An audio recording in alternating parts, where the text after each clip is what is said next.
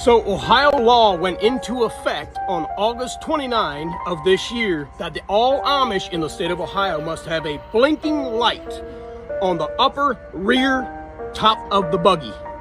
And they refused in all old order communities, including mine. Now, over the Monday, Tuesday, and Wednesday, the Sheriff's Department is pulling them over and giving them citations in Ashland County.